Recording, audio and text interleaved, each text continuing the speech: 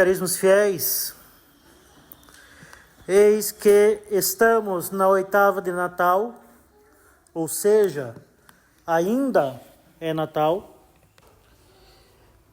e neste dia nós temos a festa da circuncisão de nosso Senhor Jesus Cristo, justamente 8 dias após o seu nascimento.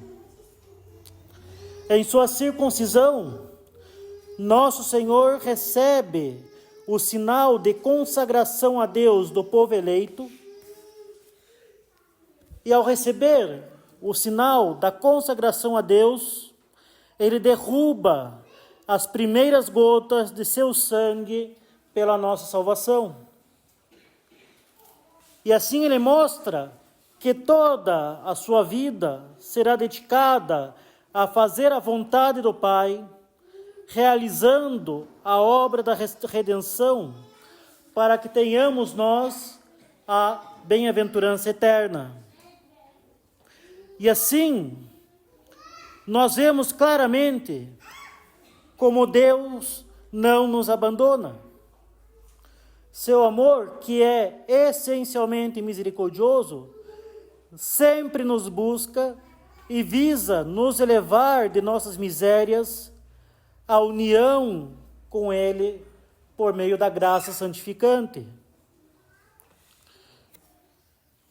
E assim, devemos já iniciar o novo ano civil firmes, bravos e corajosos, com uma verdadeira esperança, fundada na bondade e na onipotência de Deus, que está sempre conosco.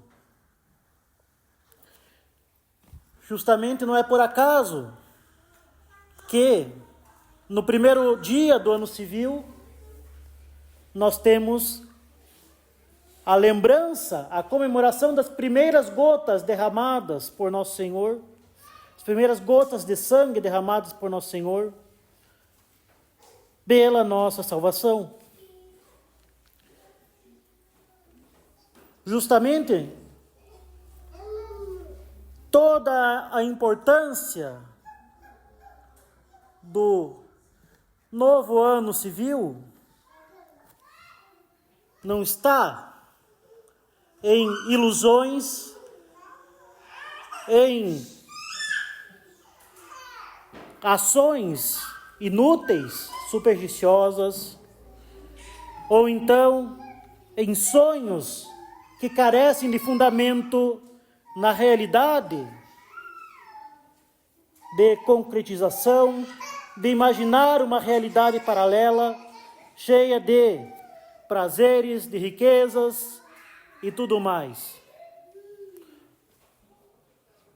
Os senhores viram que, ao passar a meia-noite, não houve nenhuma mudança mágica.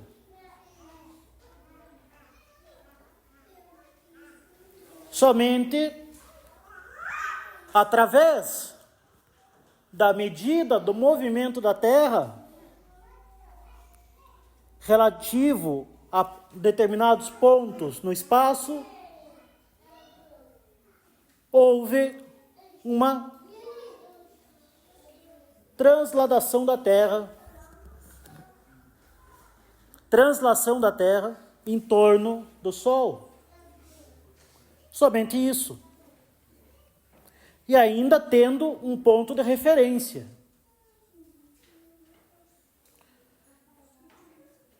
Nada mudou substancialmente. No entanto, como o tempo é justamente a medida do movimento, e como nos ensina São Tomás de Aquino, seguindo Aristóteles, sapientes est ordinare, é próprio do sábio ordenar, nós temos o tempo para ordenar os fatos, ordenar as nossas ações. Nós temos uma medida do movimento comum a todos. dividindo o tempo em dias, meses, anos, segundos, minutos, horas.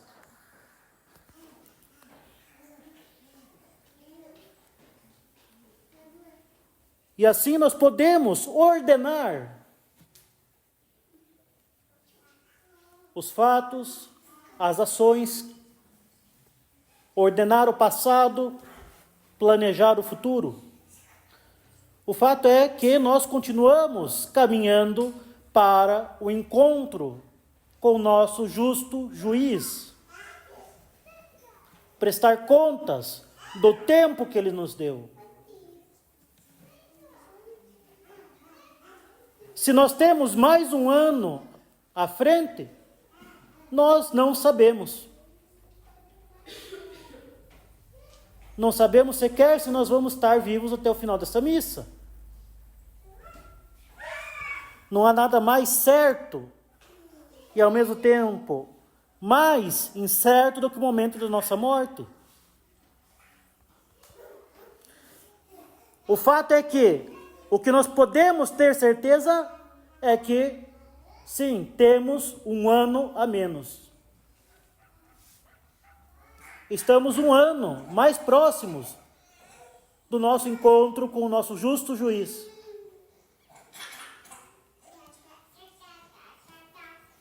Não temos um ano novo, temos um ano que passou. E mais do que isso, como ensina bem Santo Agostinho, o futuro ainda não existe. Não podemos contar com ele.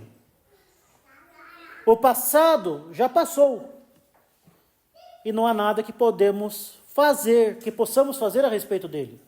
O que nós temos é o presente, o momento atual, para estar em estado de graça e realizar obras meritórias para a eternidade.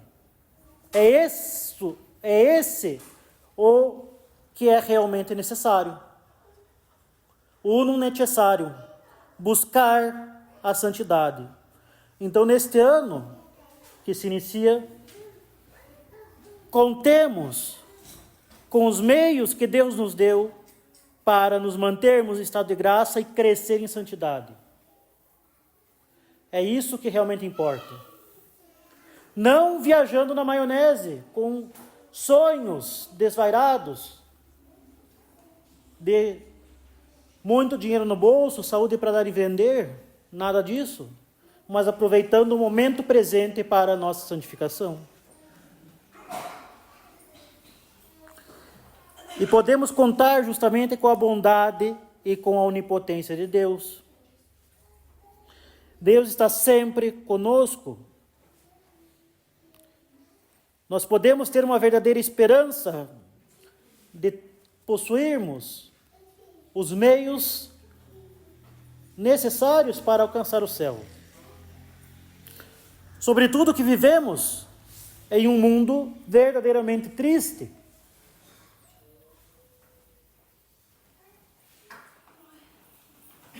Nós temos no mundo aqueles que estão afastados de Deus, que estão soterrados nos prazeres, requiras e mentiras de uma sociedade verdadeiramente anticristã, que se encontram iludidos por uma vida perfeita e isenta de sofrimentos que é, na prática, impossível.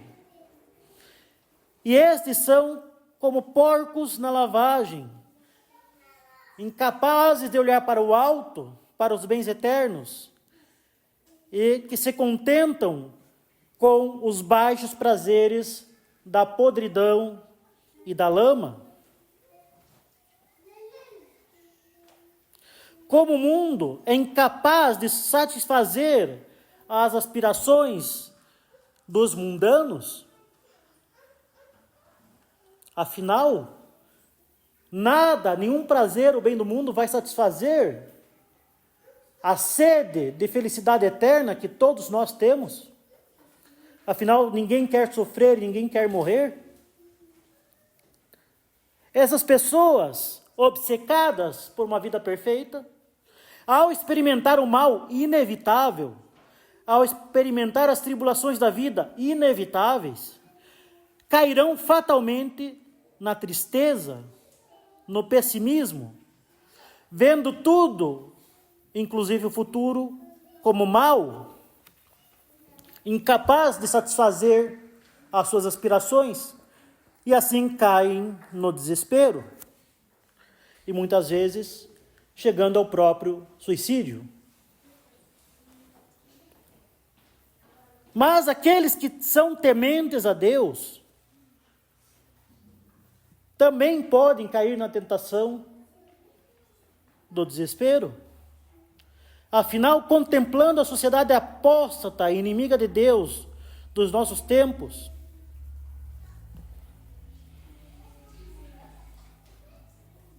mas, ao invés de buscar o auxílio em Deus, buscar justamente sustento em suas próprias forças naturais,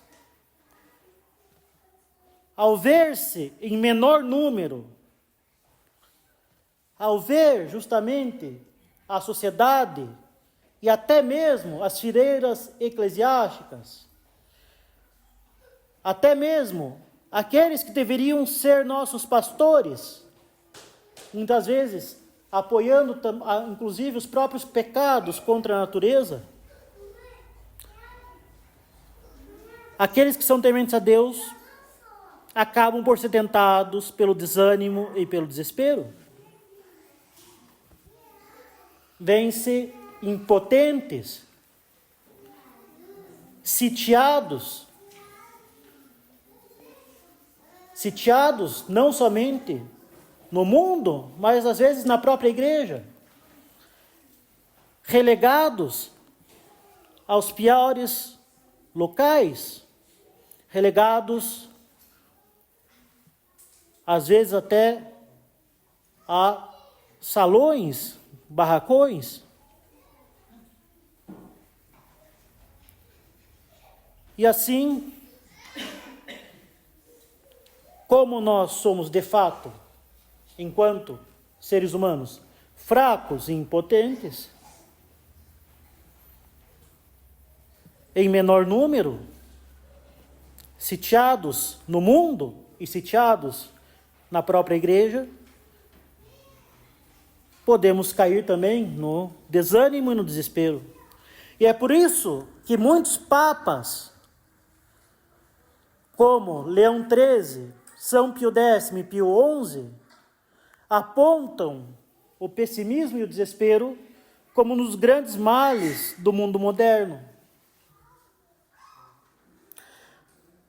E de fato, meus caros, nós temos 3 grandes posições filosóficas diante da realidade da vida. Nós temos os epicuristas ou hedonistas, como os porcos mundanos da sociedade de hoje, que colocam o fim da vida nos prazeres sensíveis, com aquela frase famosa: comamos e bebamos, que amanhã morreremos. Nós temos, por outro lado, no outro extremo, os estoicos. Os estoicos que estão na moda, sobretudo na execrável cultura coach da internet hoje em dia, que no outro extremo tem um verdadeiro pessimismo, não somente da vida, mas de todo o prazer, de todo o bem e de toda a consolação da vida. Afirmando, por exemplo, como Sêneca, que a vida só é amável pelo dom da morte. E pregam uma indiferença, uma impassibilidade diante do prazer e diante do sofrimento que é verdadeiramente contrária à própria natureza humana. Agora, como o caminho virtuoso, nós temos os cristãos como justamente o meio termo elevado entre esses dois erros, que dá a verdadeira luz diante da realidade, que dá a verdadeira e magistral explicação, interpretação, ordenação, união e, sobretudo, que dá a verdadeiro sentido e alegria da vida, como diz Santo Agostinho. Nossa vida, que agora é esperança, depois converter-se-á em glória.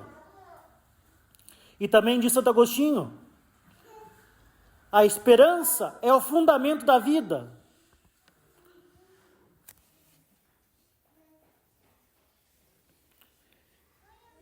E como diz Santo Agostinho, a vida desta vida mortal se resume na esperança da vida imortal. Assim, meus caros, a esperança é o fundamento da vida. Como diz o Santo Concílio de Trento, Iriguntur in spem, a vida cristã é erigida na esperança.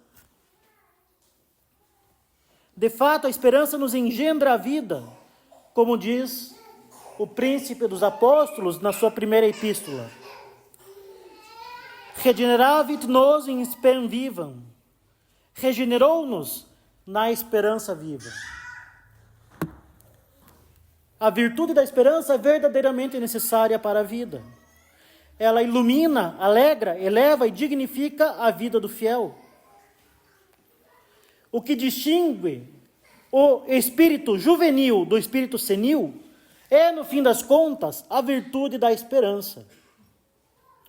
É senil o sujeito que, mesmo que tenha poucos anos, traz consigo uma penca de esperanças frustradas, arrependimentos e remorsos. Por sua vez, é verdadeiramente jovem o sujeito que possui sempre a esperança de alcançar os seus fins pela posse dos meios proporcionais a esse fim.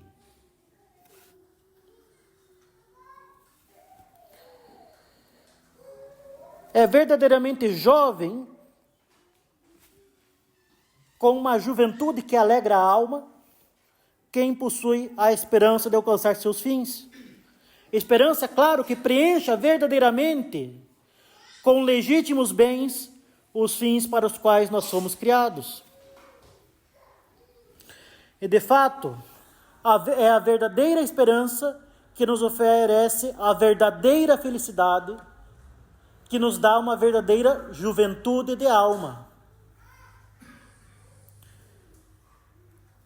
Como os senhores bem sabem, pelo catecismo, a esperança é uma virtude teologal. Ela é uma virtude teologal porque tem como objeto o próprio Deus, enquanto nos dá a vida eterna. Ela é uma virtude sobrenatural, infundida por Deus na nossa alma, pela qual nós desejamos e esperamos a vida eterna que Deus prometeu aos seus servos, e os auxílios necessários para alcançá-la. Ela se funda na bondade e na onipotência de Deus.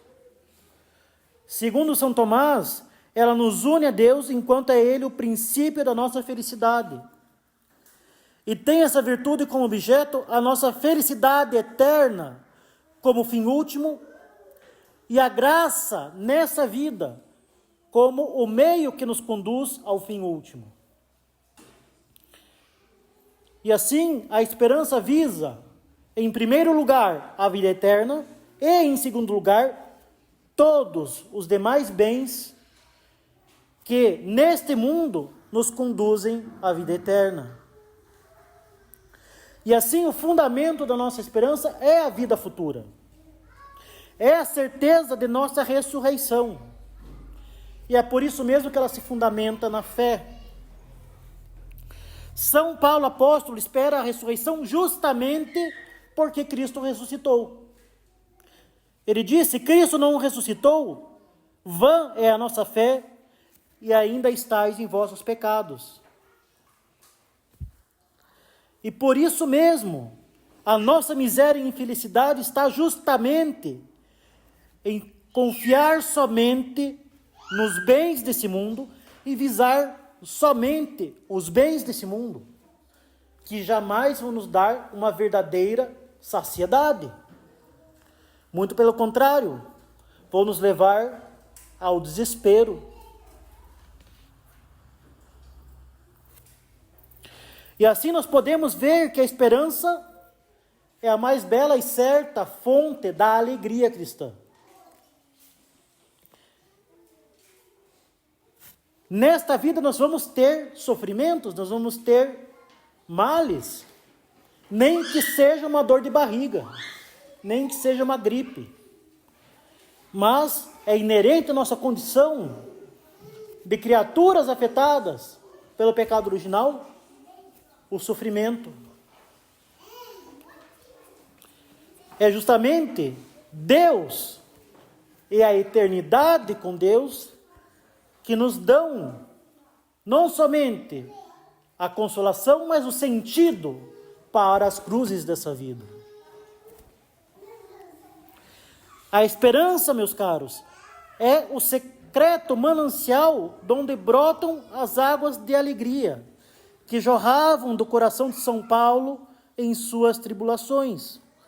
Superabundo gaudio in nomine tribulatione nostra, transbordo de alegria em toda tribulação nossa. Não vos aflijais como aqueles que não têm esperança. Diz ele aos romanos ainda, para permanecerem fortes na fé, alegres na esperança e firmes na oração.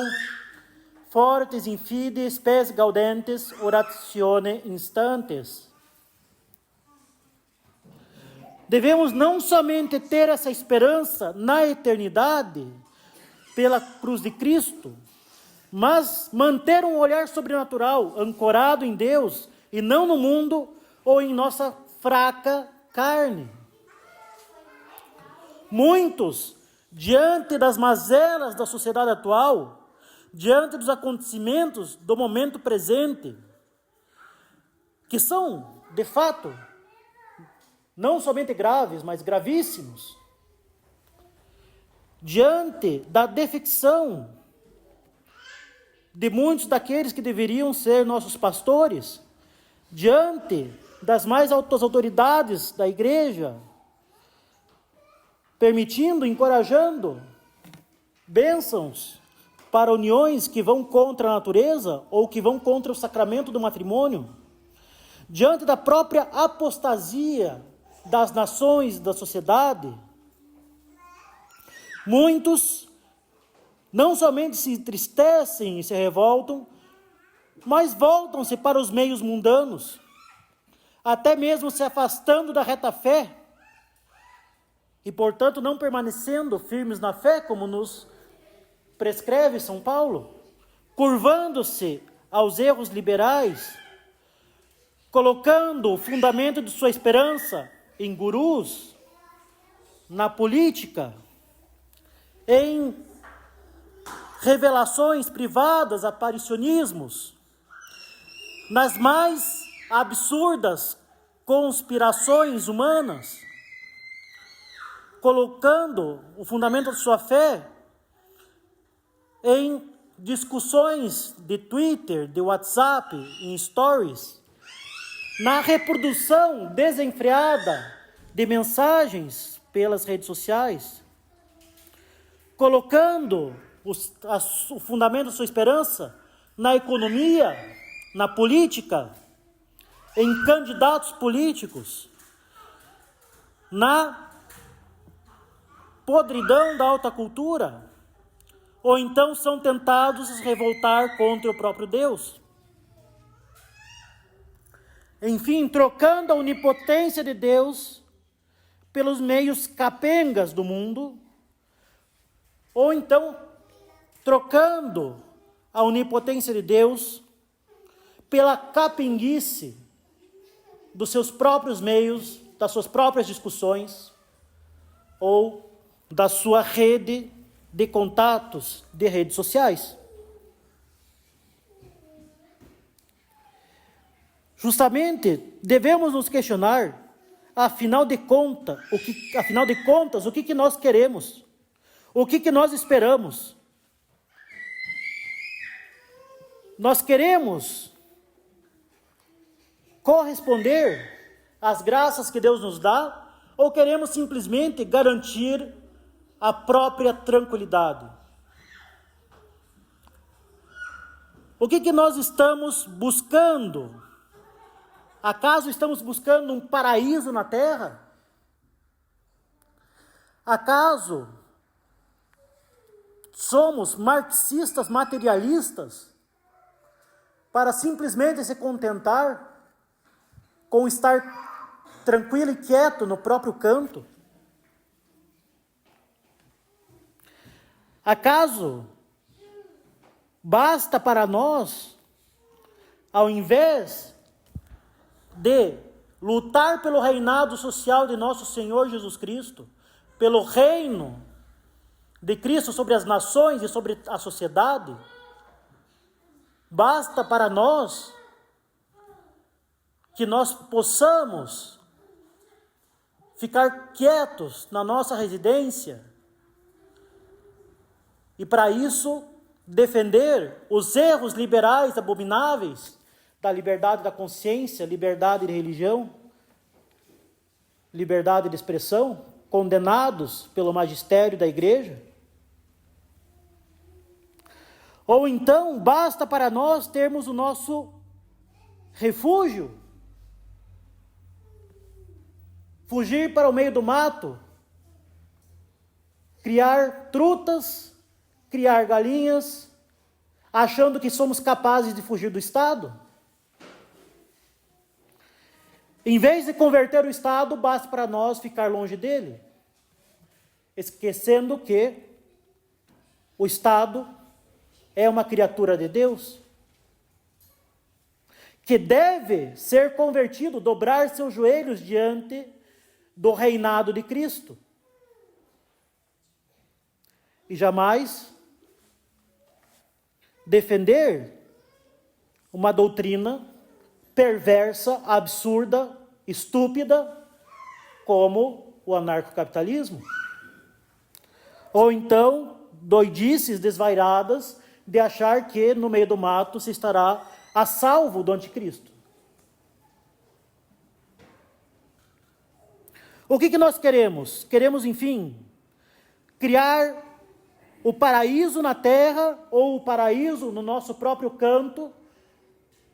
Para isso, imitando o marxismo materialista, cedendo aos erros liberais, cedendo a teorias conspiratórias, ou queremos, de fato, como os romanos, os cristãos romanos, nossos pais na fé, converter a sociedade e o Estado para Cristo? Ou então, se a murmuração fala mais alto, se a tristeza fala mais alto, o que nós queremos? O que nós esperamos? Queremos cobrar de Deus alguma dívida? Acaso Deus nos deve algo? Afinal, nós mereceríamos alguma recompensa só porque nós fazemos o mínimo, que é manter o estado de graça, rezar o terço todos os dias, ir à missa nos domingos de festa de guarda, fazer comunhões devotas e bem preparadas, ação de graça depois da missa, estudar o catecismo, fazer uma leitura espiritual, fazer a meditação diária, que nada mais é que fazer o mínimo.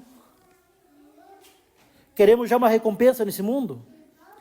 Meus caros, nossa fé não é de magia ou de macumba, mas é a fé da cruz de Cristo. Aquele que é a própria santidade, inocência e divindade se fez homem para derramar até a última gota de seu sangue por nós. Não sejamos católicos macumbeiros, achando que cumprindo algumas condições, Deus deve nos dar aquilo que pedimos. Novamente, nosso objetivo é o céu e não um paraíso terrestre. E cuidado com falar em merecer, porque se nós merecemos algo, como diz o Cardeal Pi, arcebispo de Poitiers, no século XVIII, se nós merecemos algo por nós mesmos, é sofrer, morrer e ir para o inferno. Meus caros, se nós temos uma esperança, é o céu. E é o céu abraçando a cruz de Cristo e pelos méritos da cruz de Cristo. Tenhamos então uma maior fé. Nós teremos tribulações nessa vida. Isso é certo. Nós teremos tribulações, nós teremos cruzes, nós teremos sofrimentos. É o nosso estado de membros da igreja militante. Nós estamos abraçando a cruz de Cristo e subindo o Calvário para termos a glória eterna. Se Cristo carregou a cruz, quem somos nós para abandoná-la? Se nós abandonarmos a cruz, nós até podemos fazê-lo, mas teremos o inferno. Nós teremos cruzes, nós teremos tribulações, mas podemos passá-las como bestas, sofrendo à toa, ou podemos passar com a graça de Deus, vendo nelas a oportunidade de granjear méritos para o céu, a oportunidade de se santificar, crescer nas virtudes e pagar um pouco pelos nossos inúmeros pecados. E assim, nós poderemos ainda granjear as consolações nessa vida. Nós poderemos, como os santos, ser alegres nas tribulações. É a esperança da vida eterna, é a esperança da cruz, que vai ser a nossa âncora, que vai nos sustentar, estabilizar e deixar a nossa alma segura diante das inquietações do mundo. Stat crux non volvitur orbis. A cruz permanece enquanto a terra gira. Tudo será mais leve e menos confuso, menos perturbador, se nós estivermos firmes na esperança da cruz. Também a esperança será uma garantia de paz, porque nós não seremos levados ao acaso pelas marés desta vida. Poderemos até ser um pouco atordoados, poderemos ser até tirados um pouco do rumo, mas teremos justamente o norte da cruz, o norte da vida eterna.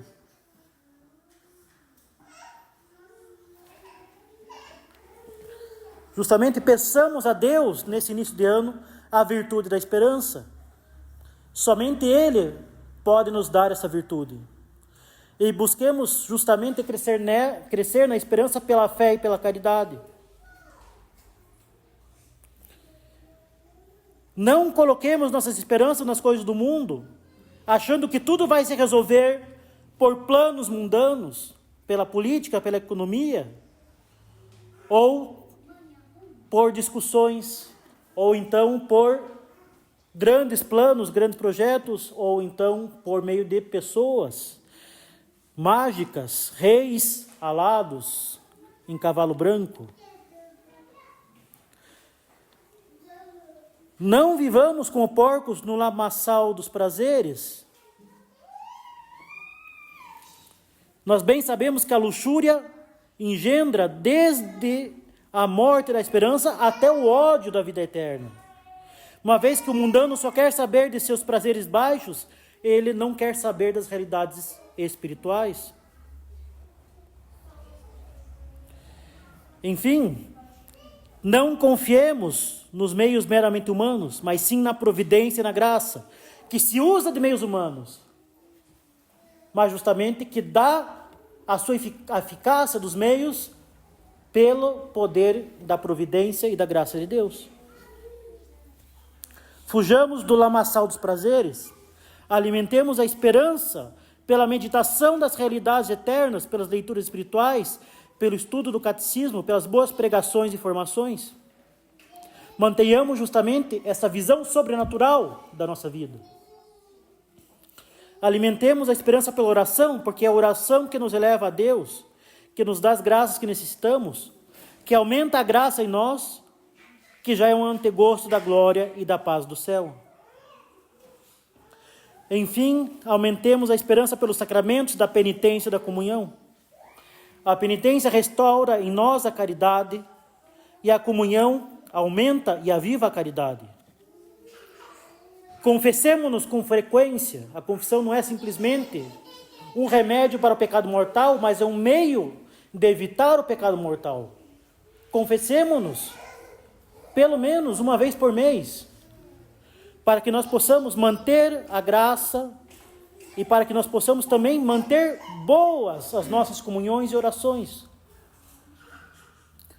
Enfim, não nos perturbemos jamais, nem nos deixemos levar para as ilusões do demônio, por pior e por mais dolorosas que sejam as tribulações que vivamos. Sim, nós vamos sentir, nós não somos nem robôs nem repolhos. Nós vamos sentir o peso da cruz. A nossa natureza vai reclamar do peso da cruz. Mas o que nós não podemos é deixar que a nossa inteligência e a nossa vontade sucumbam às emoções descontroladas. Voltemos nosso olhar para a cruz e nos unamos a ela por essas nossas pequenas cruzes, que são oportunidades de santificação e de penitência. Ofereçamos as humilhações, ofereçamos as dores, ofereçamos as angústias, ofereçamos as tentações de desânimo e de desesperança, para termos mais ânimo e mais esperança. Como escreveu Santa Teresa d'Ávila, numa das frases da vida espiritual, que tem uma maior força, uma maior virilidade, uma maior coragem que nós podemos encontrar. Nada te turbe, nada te espante. Tudo passa, Deus não muda. A paciência tudo alcança. Quem a Deus tem, nada lhe falta, só Deus basta. Não é simplesmente um poema, versos bonitinhos. É justamente uma canção de guerra, uma cadência de marcha. São palavras de soldado. Só Deus basta. Só Deus interessa. Nós não temos que temer nada.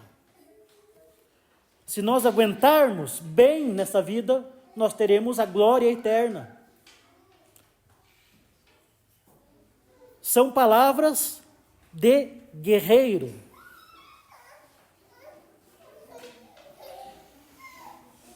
Justamente as cruzes vão passar, a guerra vai passar, mas Deus vai permanecer conosco, só Ele basta. Deus não nos arma ciladas, meus caros, nem nos abandona. Por isso, por mais duros que sejam esses tempos, não nos percamos. Tudo concorre para o bem daqueles que amam a Deus. Continuemos na direção do céu. Continuemos no nosso combate pela salvação. Neste ano de 2024 da salvação, e 2777 da fundação de Roma. Vamos ao céu, louvado seja nosso Senhor Jesus Cristo. Em nome do Pai, do Filho e do Espírito Santo. Amém.